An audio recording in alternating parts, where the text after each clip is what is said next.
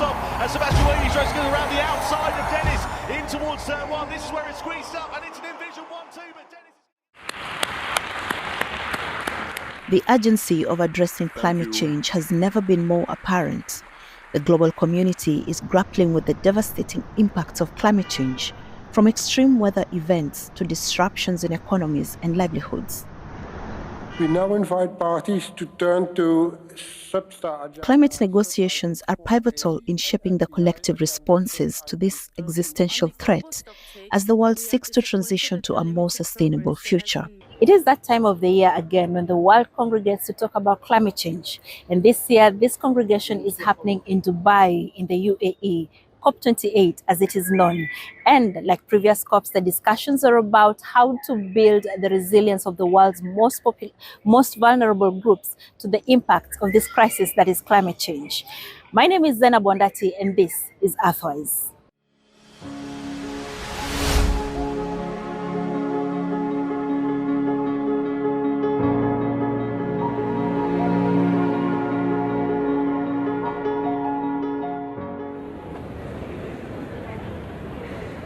The United Nations has been at the forefront of efforts to communicate the urgency of climate action.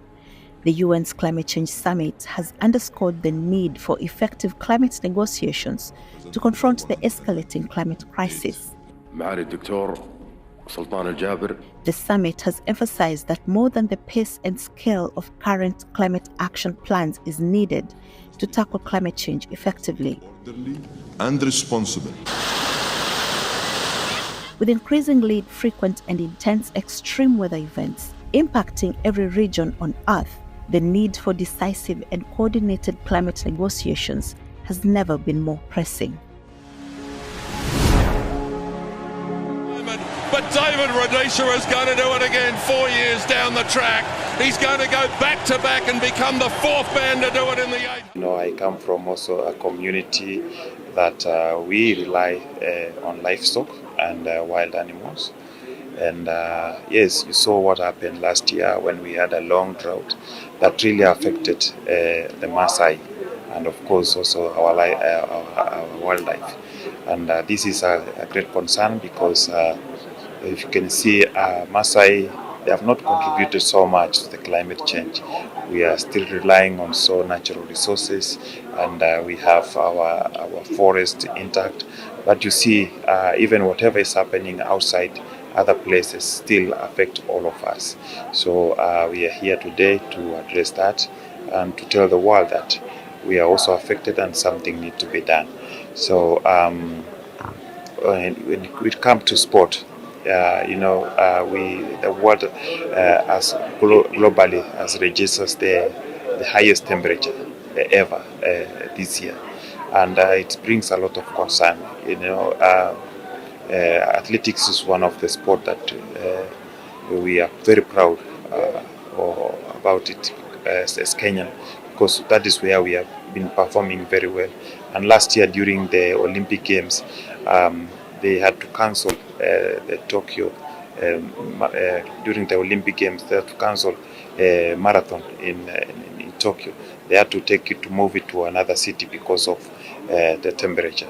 And you see, this one can cause us, and can cause our plans and can cause inconvenience also to our athletes. And as a family of athletics, we are also concerned about that. Of course, when it comes to training and preparation, temperature changing. Even in high altitude now, we are also recording high temperatures, and that is regions whereby we have been training calmly with athletes, preparing for ourselves. And this is a great concern because we still want to perform well, we still want to break more records, we still want to celebrate our athletes, and that's why we are here to address our issues. Nyatike sub-county has experienced the adverse effects of climate change, whereby, because it's a dry area, there's a lot of drying up of rivers, of water points, and that has impacted the communities and livelihoods of the communities. One of the other areas is in Migingo, which is part of Nyatike sub-county, we have climate-induced conflict in a way that the communities are moving deeper into the water to look for the fish, because the water is becoming hotter, and the fish breeding ground is still remaining in Kenya, but then after that the fish moves into the inner, deeper, cooler waters, which is in Uganda, and that has caused some conflicts in my community. The discussions in COP are great and important, because we need actions that are structured, and actions that have frameworks, both at the global level, the regional level, and national and community level, to be able to have efficient and effective outcome of that. I would like for us to see community-led actions. We are seeing a lot of solutions that are at a national or a broader space, but they are not considering that different communities are being affected by climate change in a different way. So I would love to see that the different actions that are being brought at COP consider every single person individual, and they are being community or individual led, not from a top-bottom approach, but mainly on a bottom-up approach, where the community actually even understands what is happening to COP, because majority of the people in the local areas are just aware that there's something in Dubai about climate change, but they do not know what exactly is happening. So we'd love to see these conversations not only happening at the national level, but also happening at the community level, and ensuring that every single person is considered. As we have these conversations, let's break down what we call sex disaggregated data in a way that we're able to say, how does climate change affect a lactating mother? How does climate change affect a woman who is pregnant? How does climate change affect people with disability? So that even as we design these different climate actions, we are able to consider each and individual group, and every single person benefits. And that's how we'll be able to have equity, or what we call sustainability, of these conversations and actions. When we talk about climate financing, this is when I talk about climate financing, I talk about climate financing at the international level and at the national level, and how it gets to county and at the local transformation. But currently, the statistic shows that the money which goes to the local level is less than 10%. And in real figures, I'm being informed that actually it's less than 6%. And money which goes to women is even much more less. And women and children and the youth, these are the victims of the catastrophes of floods and droughts. And therefore, we need to find a way of ensuring that this money gets to the right people, and also use the knowledge that is already existing there to help them deal with the climate risks.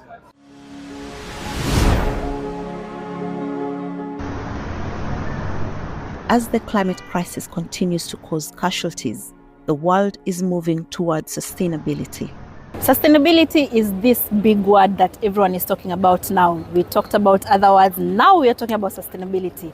Every company says they're doing sustainability. They're converting their businesses into sustainable businesses.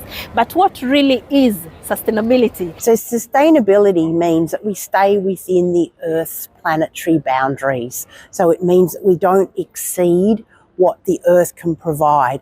We don't exceed the atmosphere that we have available, we don't exceed water, we don't exceed the land that we have available. So, sustainability is about making sure that we have enough to live without jeopardizing future generations. That's what sustainability means. And of course, here at this COP, sustainability is woven through everything. We need to be mindful of the Sustainability Development Goals, the SDGs, the Sustainable Development Goals, the SDGs. We particularly need to be mindful of those that speak about zero hunger, which come to food and agriculture, those that talk about water, those that talk about human health, and those that talk about the need to transition away from fossil fuels.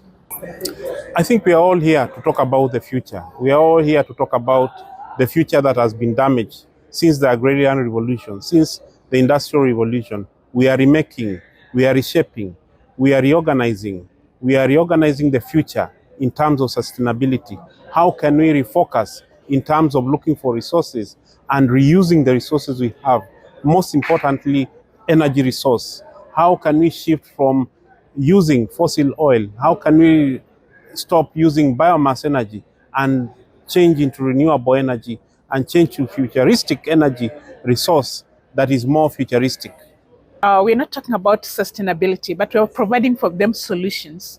Because, for example, in a country like Kenya now, we've just come out, we've been facing flooding whereby, livelihoods have been lost, properties destroyed, the infrastructures destroyed.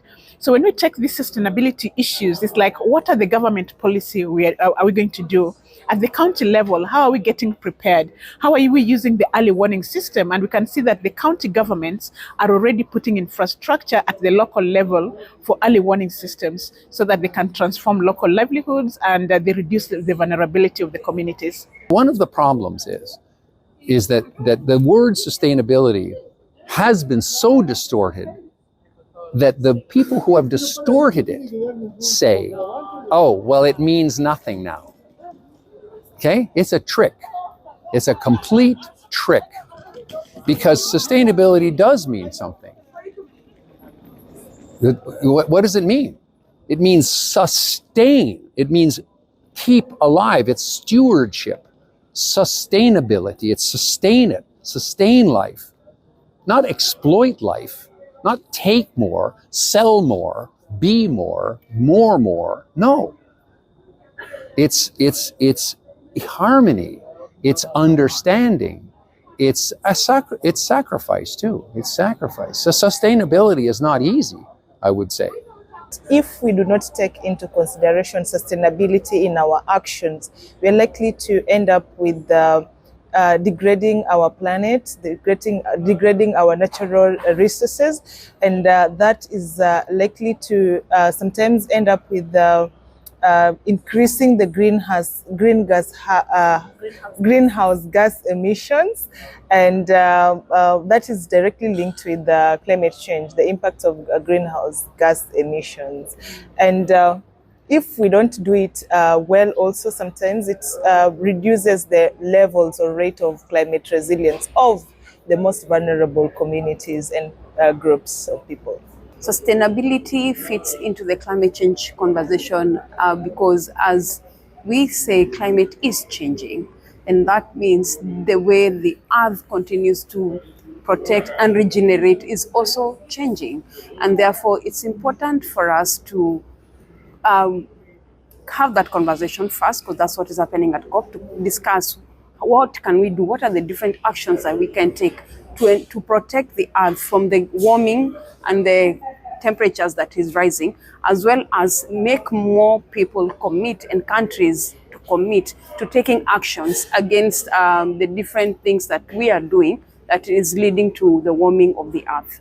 So COP28 is facilitating us to make these actions, as well as make policies and even have different action plans that are being adopted by different countries to ensure that we are adapting as well as mitigating to climate change.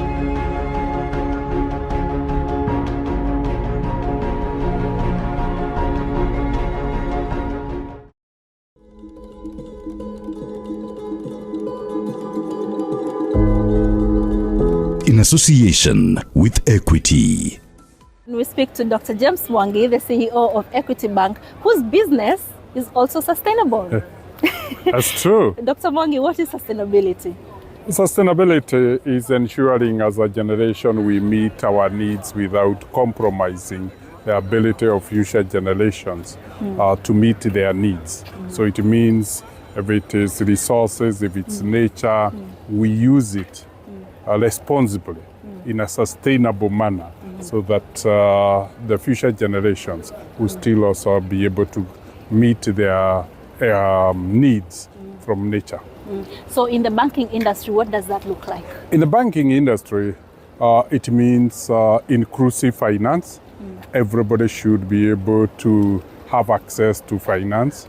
It means sustainable finance, finance that is today available and will be available tomorrow, finance that sustains nature, finance that sustains the ecosystem in such a way that finance is not used as a tool of destruction.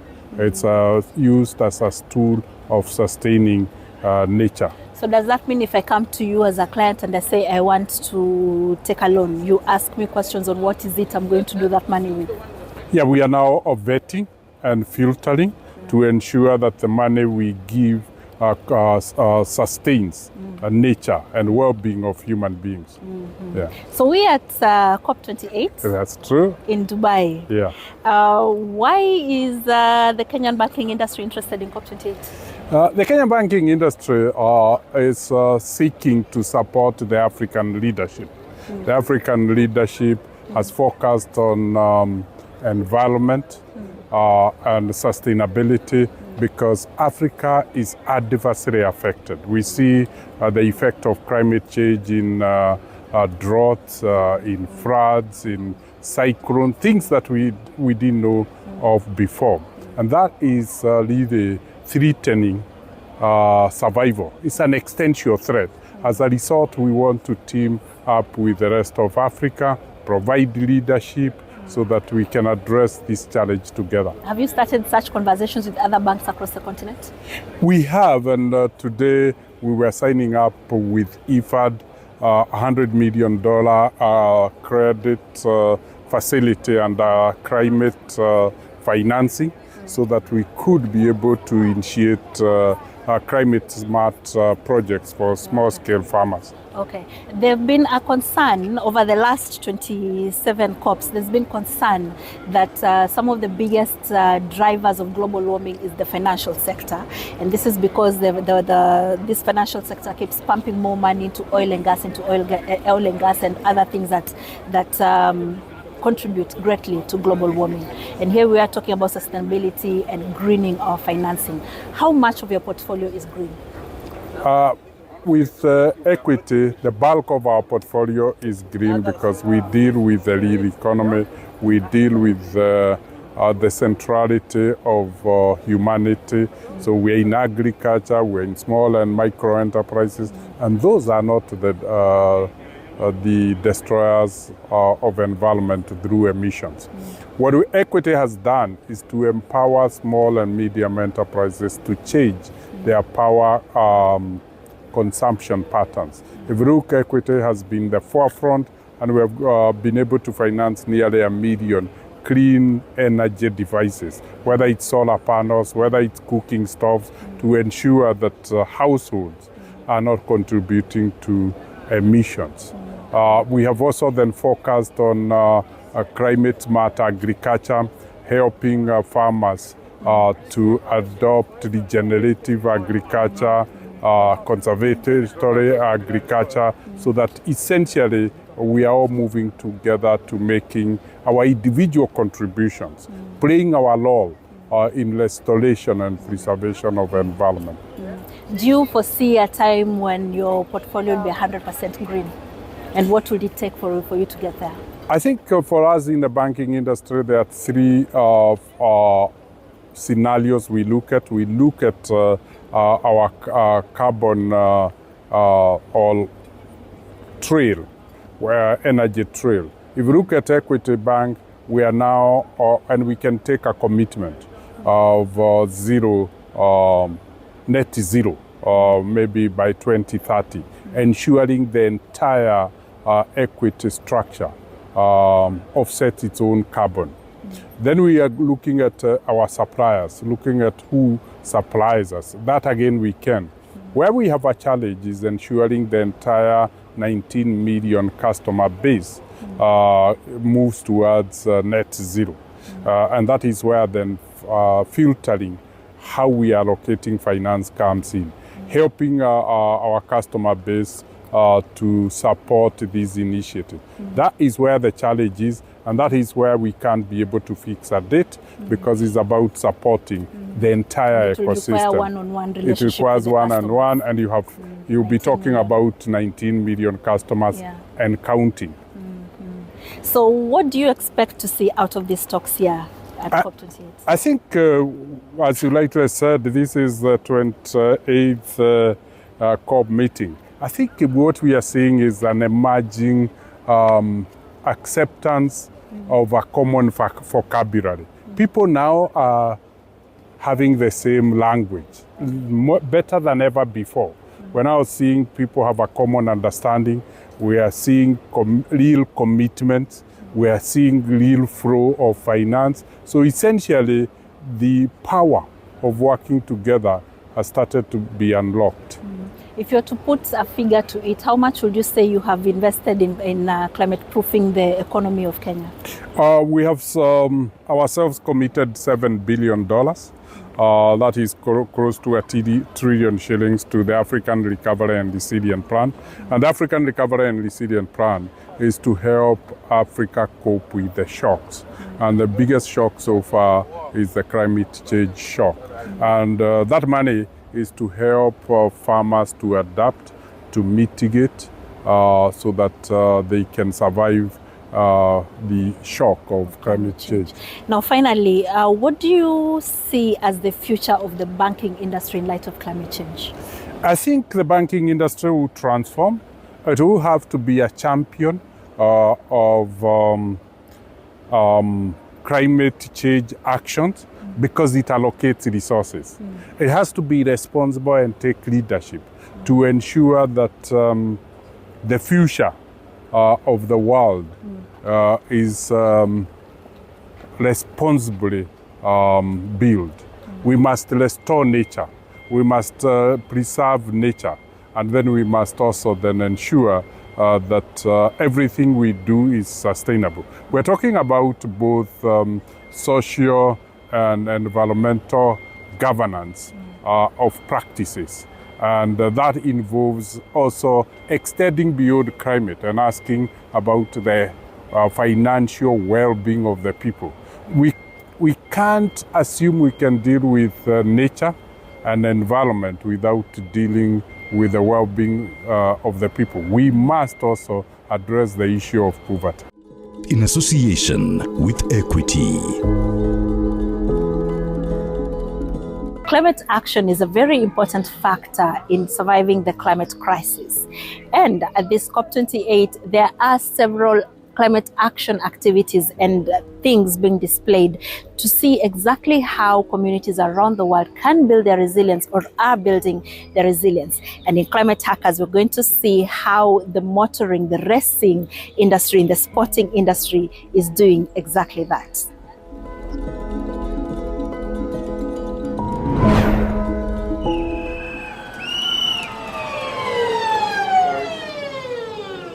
In a race towards a greener future, electric cars are revolutionizing the racing industry, setting the stage for a sustainable and environmentally conscious era in motorsports.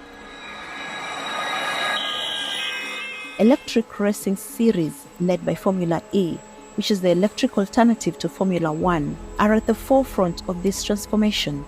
The series has become a powerful force of change, demonstrating that speed and sustainability can coexist on the racetrack. The ABB FIA Formula E World Championship is underway. Good start then from Nick Cassidy. He chops the nose off as Sebastian Williams goes around the... The silence of electric motors has replaced the roar of combustion engines, marking a paradigm shift in the racing world. As well, side by side as he comes through. There's so many sports in the world, and sport is such a passionate thing for people. People engage with their teams, with players, with drivers, with governing bodies. But sport hasn't taken a stance on sustainability. And we were born sustainable. Most sports aren't. So our quest and our challenge has been use your platform, use the fact that you have so many billions of passionate fans around the world to tell the story of sustainability and show what you're doing. Formula E in particular has emerged as a trailblazer in pursuing sustainable racing. By featuring fully electric race cars, the series challenges traditional norms and showcases the high-performance capabilities of electric vehicles. He backed them off there, Dom. He backed it up. At the moment, we cannot use the front motor to accelerate the car by regulations only, because when we can do that, the car will accelerate faster than Formula One, 0 to 200, by a big margin because of the four-wheel drive, and the car will have more horsepower per kilo than also on average than a Formula One car. We have electrification pushing us along. So in the car market, growing by roughly 20% a year, this move towards electric vehicles. And because we're the only sport racing electric vehicles at the World Championship level, we've kind of got that lovely energy pushing us along. And you're right, last year that meant we grew our audience, our fan base, by about 17%. Now nearly 350 million fans around the world. And I think it's happening for two reasons. One, the racing's super exciting. So we actually went right the way down to the last race of last season. There could have been 3 world champion drivers and 3 world champion teams. We took it right to the wire, so people love the excitement. But the second thing is, they like the purpose. So we were born with sustainability kind of in our heart, net zero from day zero. So we also have a part of our audience, our customer base, our fan base around the world that are fascinated with sustainability and electrification. So we kind of get the power of both of those things working together. So then racing resumes after the red flag here, lap 33. Everybody should be trying to do better, everybody. And there's no point in me standing up and just talking about electrification because the whole world is not made up of electric vehicles today. It's growing, but the vast majority of vehicles are still internal combustion engine vehicles. So the fact that people are looking at synthetic fuels and we're looking at synthetic aviation fuel and we're looking to do better with traditional fuel types, I think is a great thing. You know, if everybody does better tomorrow than they did today, then we're creeping towards that goal of more sustainability across the globe. So I have no issue with them being here, providing they're talking about progress and progress with sustainable goals in mind. One of the key advantages of electric racing is the significantly reduced carbon footprint compared to traditional racing. Electric race cars produce zero tailpipe emissions during races, contributing to cleaner air and a healthier environment. Additionally, the events themselves are structured to minimize environmental impacts. For the scope for current and future generations. Climate negotiations are an indispensable part of securing a sustainable future for the planet. As the world grapples with the far-reaching impacts of the climate crisis, decisive and coordinated action through international climate agreements is essential. The urgency of the climate crisis demands that governments, organizations, and individuals come together to confront this existential threat and pave the way for a more sustainable and resilient future.